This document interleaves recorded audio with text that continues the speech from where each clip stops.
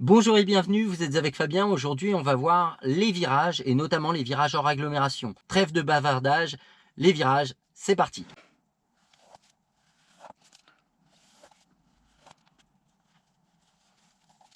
Les virages. Ce qu'il va falloir comprendre avec les virages, c'est que ça va être régi par la force centrifuge. La force centrifuge, c'est quoi? C'est la force qui va vous pousser vers l'extérieur du virage. D'accord? Qui va vous pousser, vous, le véhicule, tout ce qui se trouve dedans. Elle va être fonction de plusieurs choses. La masse du véhicule ainsi que ce qu'il contient, le rayon de la courbe et la vitesse au carré. Donc la masse, le rayon de la courbe et la vitesse au carré. Donc la masse du véhicule, on ne peut pas intervenir dessus. Le rayon de la courbe, à moins de faire un effet parabole pour diminuer l'effet de la force centrifuge, on ne peut pas y toucher. Maintenant, bien entendu, vous ne pouvez pas vous permettre d'utiliser cette voie, parce que s'il y a quelqu'un en face, un jour ça tape. Du coup, la vitesse au carré, c'est la seule chose sur laquelle on peut intervenir. En outre, le rayon de la courbe, va y avoir un élément qui va être très important, ça va être le type d'infrastructure de cette courbe. Donc le type d'infrastructure, ça va être aussi bien la largeur de chaque voie, également le revêtement que comporte chaque voie, et également la position de cette courbe. Je vais clarifier l'histoire. Par exemple, vous pouvez avoir un dévers dans votre courbe qui va être favorable, plat ou défavorable. Donc favorable, ça veut dire que la courbe va être inclinée vers l'intérieur du virage. Plat, ça veut dire que la route est à plat, normal quoi. Et défavorable, ça veut dire que la courbe va être vers l'extérieur du virage. Donc pourquoi c'est très important? Tout simplement parce que plus une courbe sera inclinée vers l'intérieur du virage, plus l'adhérence va être importante dans le virage. Plus la courbe sera en dévers défavorable, moins vous aurez d'adhérence dans le virage. Également, point très très important, le type de véhicule que vous allez conduire. Plus vous aurez un véhicule sportif proche du sol, plus il sera à même à maintenir l'adhérence dans les courbes. Et je parle toujours en respectant la vitesse maximale autorisée.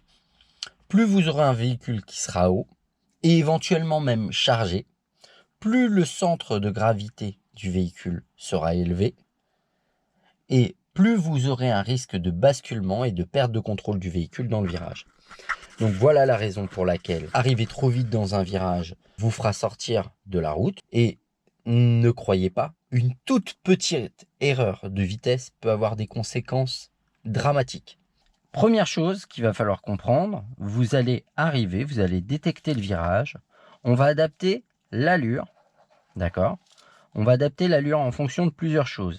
La visibilité, le rayon de la courbe et l'adhérence au sol. S'il y a du gravier, si le sol est mouillé, s'il est gelé, enneigé, etc. Ou si c'est du bon goudron, sec, etc. Donc on va adapter, et également, très très important, en fonction de vos capacités. C'est-à-dire qu'il y a des gens qui vont être capables d'aller plus vite que d'autres dans certains virages, maintenant, tout en gérant la sécurité et en étant safe, bien entendu. Donc on va avoir en une phase d'approche et de reconnaissance. D'accord? En fonction de ça, on va adapter l'allure en fonction de l'adhérence au sol, de la visibilité, de l'état de la chaussée et du rayon de la courbe. Ensuite, dans la courbe, il va falloir porter avant, pendant la courbe, le regard le plus loin possible dans la courbe, et il va falloir que votre regard se prolonge. Surtout pas fixé à un endroit. Pourquoi? Parce qu'automatiquement, vous allez aller vers cet endroit. D'accord? Donc, on regarde le plus loin possible, on prolonge le regard. Une fois qu'on a fini la courbe, on réadapte l'allure. Sauf, bien entendu, si vous rencontrez un panneau de succession de virages. Donc, ce que je vous propose, je vais placer la caméra et puis c'est parti. Alors parfois vous allez avoir des virages comme ici où c'est limité à 70. Maintenant il y a peu de visibilité. Je vais mettre mon pied au-dessus du frein malgré que je sois à 50. Là la route elle est relativement mouillée. Je ne sais pas ce qu'il y a de l'autre côté du virage. Là j'ai plusieurs courbes.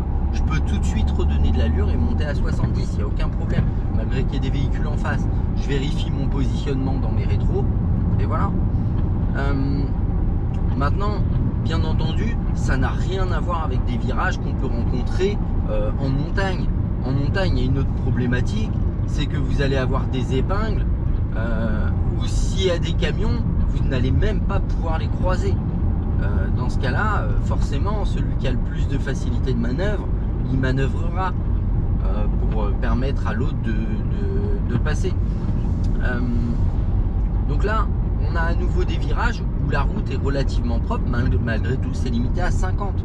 Ben, c'est pas grave. Si vous ne comprenez pas pourquoi, c'est pas grave, mettez-vous à l'allure. Il y a une raison.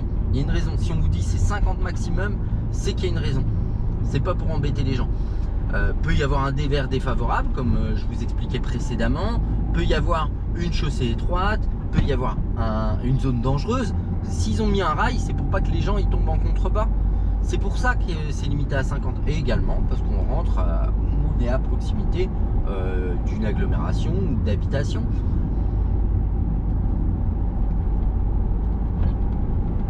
Là, effectivement, je rentre dans une agglomération, c'est 50. Maintenant, il y a des virages que vous ne pourrez même pas prendre à 50.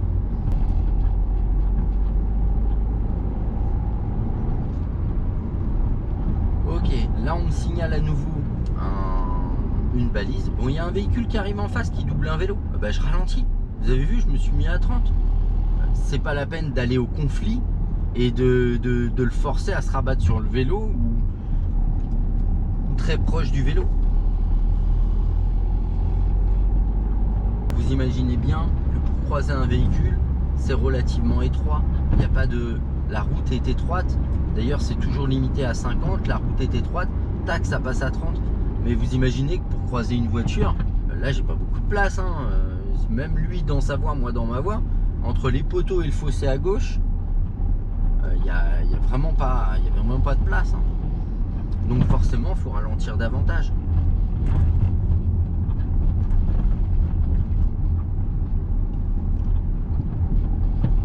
Méfiez-vous surtout aux infrastructures et aux indications qu'on vous donne, que ce soit les indications de virage et les limitations de vitesse. Elles ne sont pas là pour vous embêter, elles sont là parce qu'on a calculé que de manière optimale, au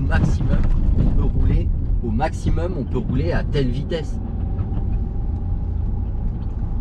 Et vous voyez, tac, ça c'est un chaussée doux. Alors je l'explique souvent, mais en fait c'est une chaussée à circulation douce. Le but c'est de dire, vous ne roulez pas dans la bande cyclable. Maintenant, pour croiser les usagers en face, vous êtes obligé de rouler dans la bande cyclable. Mais cette obligation vous impose de respecter les vélos avant de vous y mettre. C'est-à-dire, soit vous restez derrière, soit vous passez devant. Mais vous ne vous resserrez pas sur un vélo. Alors, je sais que pour la plupart des gens, ça paraît tellement cohérent que c'est absurde, ce genre d'infrastructure. Mais je vous assure, moi je l'ai déjà vu et je l'ai déjà vécu en tant que vélo. Des voitures se resserrer sur moi. Et en plus me dire, mais de toute façon tu roules pas. Franchement, c'était une nana. Heureusement, parce qu'un mec, il serait pris ma main dans la poire. Là, par exemple, vous avez un virage et on a un léger dévers défavorable. Il pleut. Maintenant, la route est en bon état. Ça me permet d'avoir de l'allure. C'était une courbe, c'était pas un gros virage. Mais forcément, si vous ne tenez pas compte de ce genre de choses, bah, au bout d'un moment, la force centrifuge va vous pousser petit à petit vers l'extérieur du virage et puis vous allez sortir de la route. Hein. Et des sorties de route, il y en a des problématiques. Hein. Je veux dire, il y a des trucs où des fois ça se finit, pas de soucis. Vous tapez un arbre en sortie de route à 70, c'est fini hein, pour tout le monde. Hein. J'ai une succession de virages dangereux, il y a une chose qui va être également importante, donc là c'est limité à 50, c'est votre trajectoire, venez la chercher petit à petit. Ne cherchez pas à faire des trucs brusques, à attendre le dernier moment et vous dire oh. Mais ça, non seulement vous risquez de perdre de l'adhérence, Mais la problématique, c'est que ça donne pas confiance. Je veux dire, on peut venir chercher petit à petit, on voit qu'on vient un petit peu vers l'extérieur, bah c'est pas grave. On reporte notre regard vers l'intérieur, on revient chercher notre trajectoire la plus optimale. Ne tournez pas trop tôt à vous retrouver ici, c'est pas normal. Et hop, on vient chercher petit à petit notre trajectoire, et si on n'est vraiment pas à l'aise, on ralentit. Mais surtout, ne cherchez à être propre dans vos trajectoires et pas à saccader, à mettre des coups de volant, à revenir. Il n'y a rien d'agréable. Hein. Moi, un élève qui commence à faire des trucs comme ça, je mets la main sur le volant pour le recadrer, pour qu'on vienne chercher une trajectoire la plus souple possible. Mais si vous êtes brusque dans vos actions, en plus vos actions elles-mêmes vont vous faire peur à vous. Et ça, franchement, si vous n'avez pas confiance en ce que vous faites, tiens, on va continuer tout droit. Si vous n'avez pas confiance en ce que vous faites, les gens qui se trouvent autour de vous ne pourront jamais avoir confiance en ce que vous faites. Ça, c'est l'élément, je dirais, le plus important en conduite. Il faut avoir confiance en vous-même. Si vous n'avez pas confiance et vous ne croyez pas en ce que vous faites, personne ne peut y croire. Donc là, il y a une courbe. Voilà, c'est limité à 70. Si je suis à l'aise, moi je sais que je peux la passer. Voilà, j'ai aucun souci vu l'adhérence, etc. Maintenant, rien m'empêche de lâcher l'accélérateur. En plus, il y a un giratoire après. Ça sert à rien d'arriver dynamique et ici tout freiner, quoi. Il n'y a pas d'intérêt. Il n'y a aucun intérêt de faire ce genre de choses. Donc vraiment, on applique, on s'applique et on fait en sorte d'anticiper, d'arriver proprement. Vous avez vu que mon arrivée sur le giratoire, elle n'était pas propre. Alors que si je suis à une allure qui est descente, là, gérer la trajectoire, voilà, je suis à 40, ça se gère bien, c'est simple, c'est respirant. Là, je peux rester à 50. Rien m'oblige, c'est limité à 70 là-bas. Hop, petit à petit, je reprends mon accélération en sortie de virage. En outre, on m'indique qu'il y a la possibilité qu'il y ait des animaux sauvages qui traversent sur une distance de 1000 mètres à partir de 150 mètres. Donc là, j'y suis. Là, j'ai une succession de virages dangereux. Et on me dit que la vitesse est limitée à 50.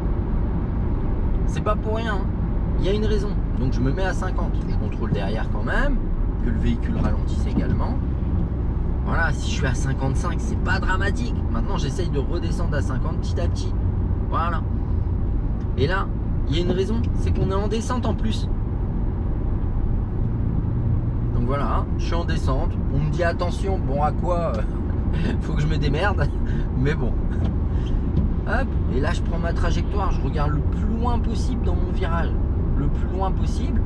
Si j'estime être mal placé, reprendre trop de l'allure, parce que là j'ai pas fait attention, j'avais mon bras devant, mais comme je suis en descente, malgré que je lâche l'accélérateur, ça reprend de l'allure, je freine, je ralentis, je repeaufine ma trajectoire si besoin.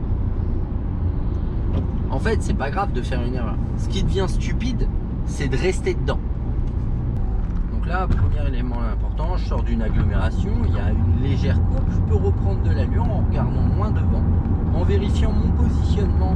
Je peux vérifier mon positionnement dans le rétro de gauche et de droite pour voir où je suis placé. Et je prends légèrement ma courbe.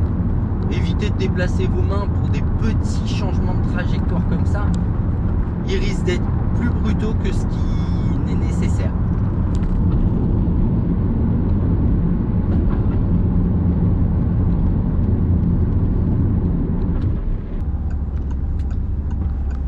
Là au loin, je sais pas si vous voyez parce qu'il y a pas mal de soleil. Donc là on m'annonce un virage. La route est étroite, elle est humide. J'ai une bonne visibilité par contre. J'adapte mon allure. Alors moi j'ai même pas freiné, j'ai juste lâché l'accélérateur. Et vous avez vu en plus il y a un accotement stabilisé, c'est-à-dire que la route est tellement étroite que pour permettre de croiser les autres usagers, on a stabilisé l'accotement. Donc au lieu que ce soit de la terre ou du gravier, c'est vraiment du béton. Là par contre ça redevient du gravier. Donc là je maintiens en serrant ma droite ma trajectoire, j'ai adapté l'allure, vous avez vu je suis à 45. Donc sans pour autant aller chercher le bas-côté à chaque fois. S'il n'y a pas de véhicule en face, c'est des véhicules, des virages où on a une bonne visibilité. S'il n'y a pas de véhicule en face, on ne cherche pas à aller chercher le bas-côté. C'est pas nécessaire. L'accotement est stabilisé pour permettre de croiser les autres usagers en sécurité. Donc là, j'ai une légère courbe qui ne nécessite pas de ralentir autant que pour un virage. Maintenant, au loin, j'ai pas de visibilité. Il y a une limitation à 50. C'est susceptible d'être qu'il y ait un virage. Effectivement, il y a un léger virage. Je vais ralentir. Pour mettre à 50 déjà, ce serait bien. Effectivement, pour croiser les autres véhicules, je ralentis à nouveau. Voilà. Ça doit pas être super agréable le son là à la caméra.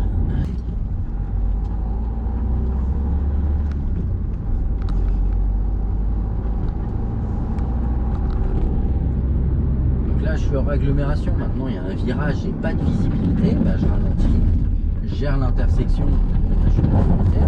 Et là, vous avez vu, j'ai une succession de petits virages avec un trottoir, peu de visibilité, une route relativement étroite.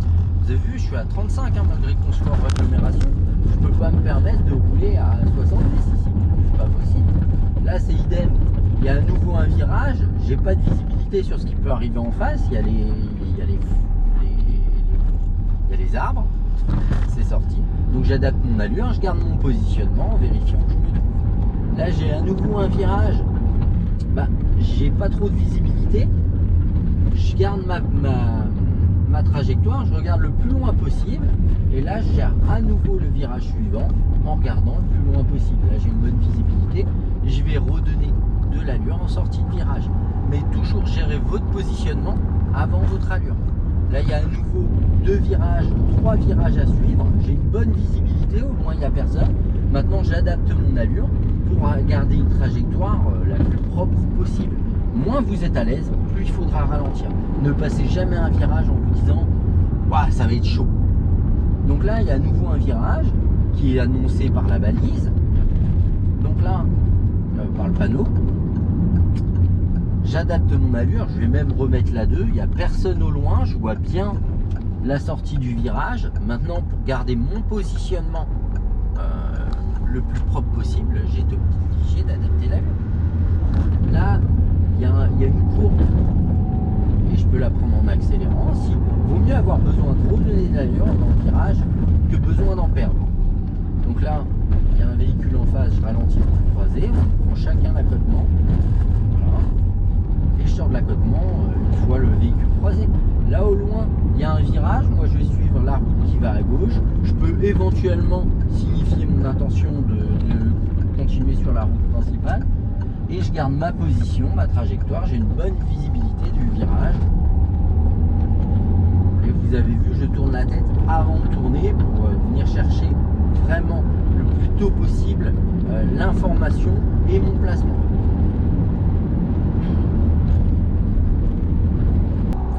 Là au loin, on a une courbe, donc on a la visibilité, on voit la route, je ne sais pas si vous la voyez avec le soleil. Donc là, on voit la courbe qui est assez légère. Voilà. Vous avez vu, là je suis à 77, j'ai à peine tourné mon volant, j'ai réussi à garder ma trajectoire. Maintenant, s'il y avait un camion en face, est-ce que je garderais la même allure? Non. Là, idem, j'ai 2 petites courbes, et déplacez pas les mains, juste tac, on bouge un petit peu, il y a à peine besoin de tourner le volant quoi, sur des trucs comme ça.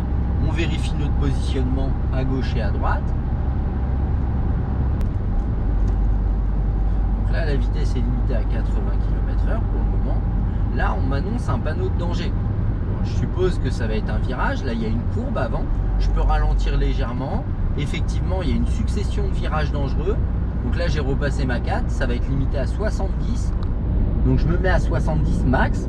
Si je suis pas à l'aise, rien m'empêche de passer en dessous de 70. Vous voyez, je suis à 60, je garde mon positionnement, je regarde le plus loin possible. Une fois que le virage est fini, on m'a annoncé une succession de virages, je m'attends au suivant. Donc là, une fois que la succession de virages est finie, je peux reprendre de l'allure. Là, petit à petit, je suis revenu à 68, c'est limité toujours à 70, et voilà.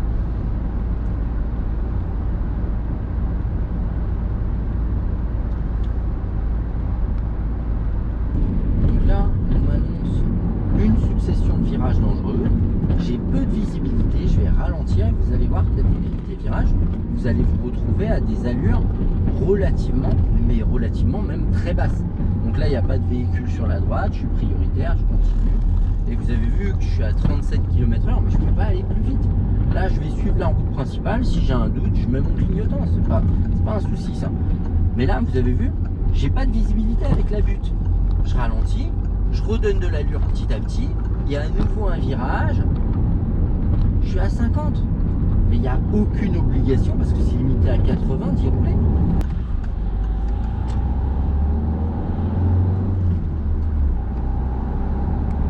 Donc là, il y a des légères courbes. Mais vous voyez que la chaussée est mieux tracée. Je vais adapter mon allure. Là, je reste à 70. Je suis bien à 70. Je peux prendre ma trajectoire légèrement, tranquillement. Mais vous voyez que j'ai une bonne visibilité ici. La route est tracée. Elle est beaucoup plus propre, même si elle reste humide. Donc, je maintiens à 70. Le véhicule derrière moi, je crois qu'elle veut m'emplafonner.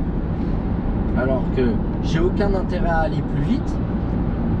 Donc là, dans ces cas-là, je mets un coup de feu de détresse juste pour faire comprendre qu'elle est trop proche. Voilà, et elle reprend légèrement ses distances, mais c'est déjà pas mal. Donc là, hop, je prends ma trajectoire, je suis à 70, je garde ma trajectoire tranquillement. Là, c'est à nouveau limité à 70. Maintenant, j'étais déjà à 70, mais les véhicules devant, ils roulent pas plus vite. Donc ça ne me sert à rien d'aller plus vite.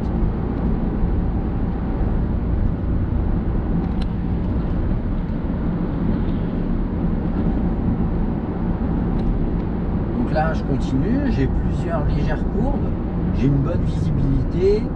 Au loin, il y a des véhicules, mais ils sont bien placés. Le véhicule derrière est à peu près à la distance de sécurité. Et je continue tranquillement comme ça.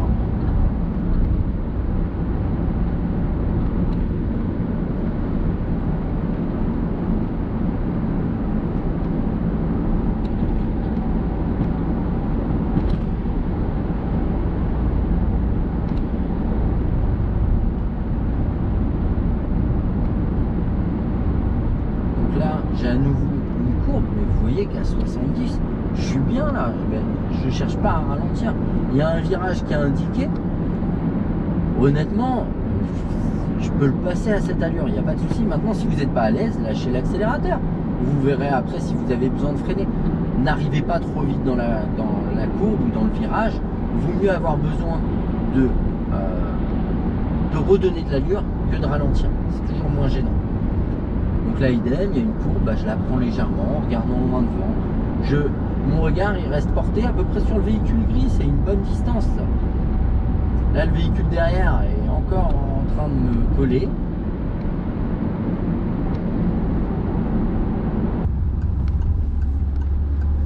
Et là, idem, je gère mon virage. Je peux prendre de l'allure petit à petit. On m'annonce un risque de verglas. J'ai une bonne visibilité, la route, elle est large. Maintenant, vous voyez que le véhicule devant, il va pas plus vite. On est à 50 et c'est très bien pour gérer la trajectoire ici. Il n'y a pas besoin d'aller plus vite. Si vous allez plus vite, c'est là que ça devient dangereux.